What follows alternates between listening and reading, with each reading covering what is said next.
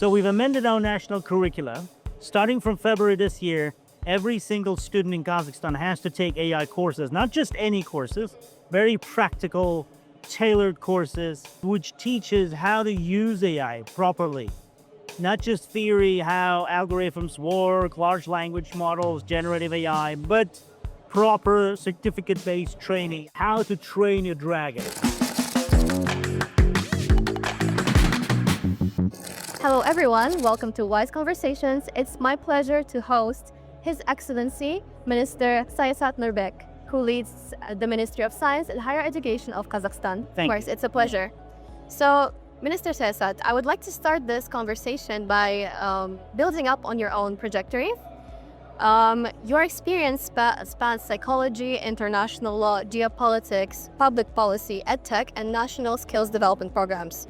When you look at higher education from the lens of your multidisciplinary experience, how has that shaped your vision about the higher ed state in Kazakhstan? Well, there's more multi- and interdisciplinary approach in higher education than ever before. Why? A lot of experts now in the academic community agree that you really need to you can only solve problems when you have different views, when you have different vantage points, when you have different approaches and you combine different tools. There was this very famous interview by Steve Jobs when he talks about, trying to get as different people in a room with different backgrounds to solve a problem. And great universities learned about multidisciplinary approach many years ago. And the reason why they have quotas for international students and diversity on campuses is because when you have more homogeneous groups, there's less debates, there's less dispute, there's less clash of opinions, because people come from more or less same background. They speak same language, they have same values, more or less. But when you have international students, when you have diversity, that's when things get interesting, right? So because you have to have people from Africa, different problems, different backgrounds, different language, culture, and interesting things happen. They learn that academic performance, networking, social experience are becoming richer, are becoming more diverse, and in fact, people, students, graduates of universities that have that diversity, they exposed to different realities as well, and they're provoked intellectually. So there are better experiences and better academic and research performance in this kind of organizations. Yeah. So now it's now de facto becoming a standard. You need to have interdisciplinary, you need to mix people of different backgrounds. So all these great schools, you take great American research universities, MIT, Stanford, Illinois, Illinois Institute of Technology. Everyone is that, and let me just give a couple of examples. Everyone is now trying to mix different backgrounds, majors, departments, schools to create that big experience. Another thing, AI and digital is now adding value, right? So you take a famous AI expert, Demis Hassabis, he's founder of Google DeepMind. He just was awarded a Nobel Prize in medicine because of his obsession with protein structures. And so he's not a biotechnology or biomedical expert by training. I mean, he's a AI and computer science and math background, but his approach to protein structures helped medical people to get the best results. So now it's really a combination of different fields, different toolkits, and different frameworks that can deliver best results. Definitely. Your Excellency, building up on that point, I could definitely see how AI connects a multitude, honestly, of fields together. So, from your experience at with the Ministry of Higher Education, can you provide an example of a program or an initiative that has been implemented in one of the higher ed institutions in Kazakhstan that provide that experience for students to learn a multitude of sciences using AI? No. So we thought really hard, how do we harness power of AI? How do we make sure AI is delivering? How do we make sure AI is adding value, not only to big tech companies or governments, but also to small and medium enterprises, to ordinary citizens? So we looked around, and we were inspired by a government program in Finland called Elements of AI. So government of Finland, as early as 2017, there's some really smart people in Finland, said, okay, we're going to teach AI to as many adult people as possible. And they launched this program in partnership with Google. So we said, heck, let's go full 9 yards. Let's start training AI, very practical way, to all students in Kazakhstan. So we're very proud that Kazakhstan is one of the first nations in the world to make AI compulsory for all college level students. So we've amended our national curricula. Starting from February this year, every single student in Kazakhstan has to take AI courses, not just any courses, very practical, tailored courses, which teaches how to use AI properly. Not just theory, how algorithms work, large language models, generative AI, but proper certificate-based training. Yeah.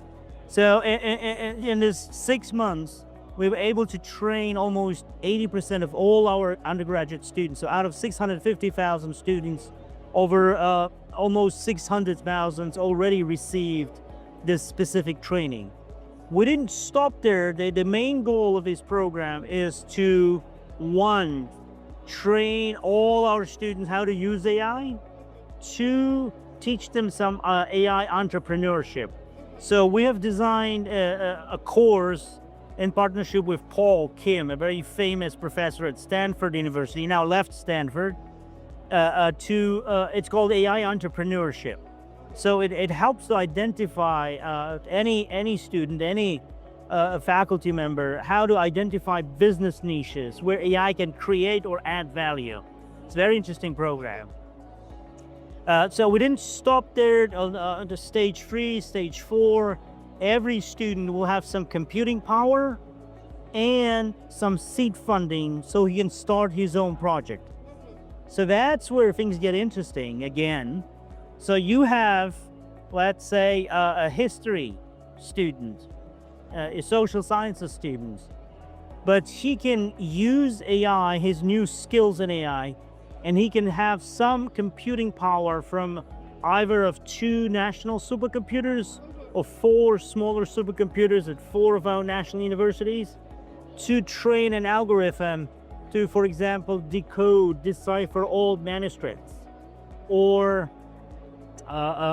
look at the similarities of over 600,000 artifacts collected during the last archaeological expeditions, and then they're digitized now. So there's this huge data set of archaeological findings. So you can use algorithm to do whatever you want. So basically, we call this program How to Train Your Dragon. Anybody can train their own dragon, and you remember that famous cartoon animation. But the trick is to find your dragon, train your dragon, and teach him things that are needed by you, that are useful to you, to your major, to your problem. So I think we found a very interesting formula to deploy nationwide, massive training program where hundreds of thousands of students are trained annually every year. And the really great product of this program were over 200 AI agents already designed and trained by our students. So it's now taking a very good momentum. We have almost 400 AI agents to be delivered by end of this year. So basically, we're creating this large funnel out of our higher education system, which would train hundreds of thousands of students every year, and would deliver hundreds of thousands of startups and projects, and would deliver at least thousand and a half good startups we could pitch to all these venture capital and big investment companies. Interesting. That is absolutely impressive. And building on that, this year's Y Summit's theme is keeping human values at the heart of education. So my question is, it is amazing that more than 80% of Kazakhstani students have trained a dragon of their own. How do we make sure that whatever they train goes in line with human values at the heart of their technologies? Yes. It is a big issue now. And I think what happened with social media, and a good friend of mine, he actually pointed on that. We never had proper training at school level. Nobody trained massively how to use social media. What are the ethics?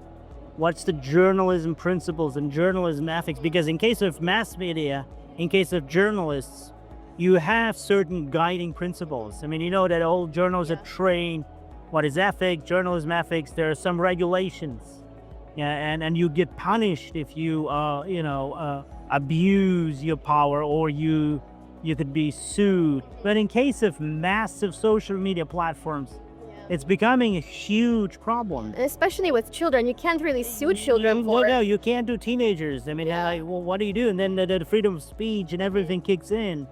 And what happened, social media were created with this really great intention of providing freedom of speech and exchange of ideas, crushing the boundaries. Or what happened in reality is there's this great expression, a path to hell, path to paradise is paved with good intentions, right? Or to hell is paved with good intentions. There's this good saying, the path to hell is paved with good intentions, right? But what happened in reality, when this power, because everybody now has the power to deliver any message to as many people as possible, right? No restrictions, no ethics.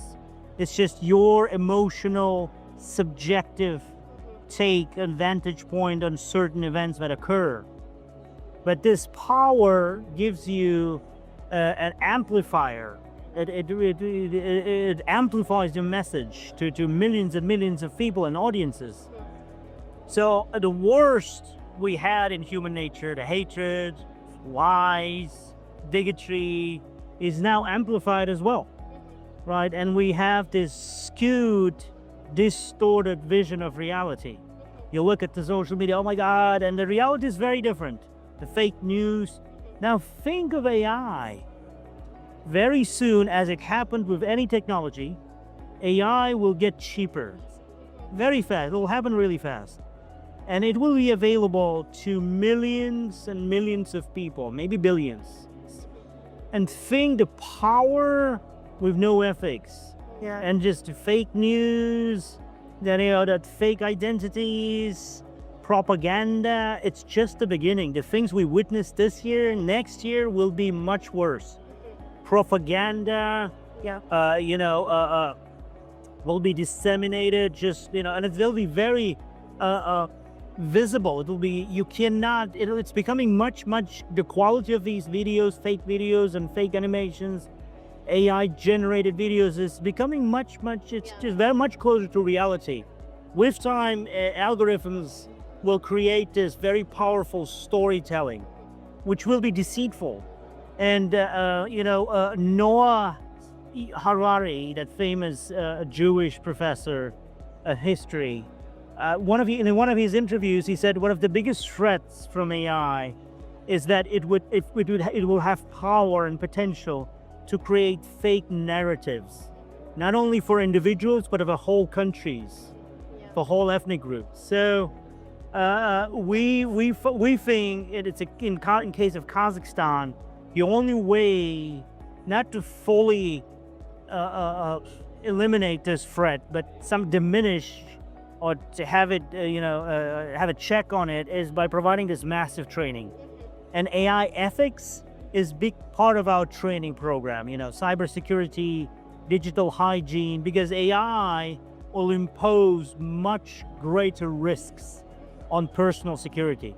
Think of, oh, I forgot my password. Very good. It can fake your parents. It can fake so many things. Voice, your fingerprints. So cybersecurity and cybercrime, I believe, will just skyrocket because people in their mass, they're not prepared. They're not ready for this kind of technology. Yeah. So it is imperative that we train the children, we educate You them. start with schools.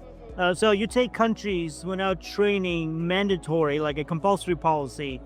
China, it's 8 hours of annual mandatory training. They start as early as elementary schools. Emirates, they start in kindergartens with 12-hour of mandatory training. America, United States, Estonia, many countries now introduce AI courses from as early as possible, early childhood, kindergartens, because now it will be part of our lives. And it's really interesting to see that we used to talk to humans, coexist with humans, and it was always human-to-human interaction. Human, individual on group level, group on individual level. Now there's a new equation. There's an intermediary between. No, it's not an intermediary, it's an agent.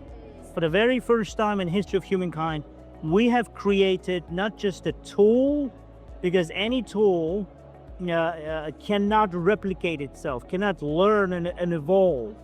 Even the most sophisticated tools we see around, they cannot evolve, they have limited functions, right?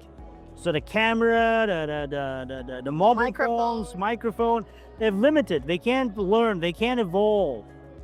But now we have algorithms that can evolve, that can grow, that can become different from their original functionality. So this is different. This is not an intermediary. This is not a tool. We're talking about agents. We're talking about new age of very different interactions we're going to have. Yeah. On that note, thank you so much, Your Excellency, for your time. It is fascinating to hear your opinion and your trajectory for the future. Thank you so much for joining us at Wise Conversations. Thank you.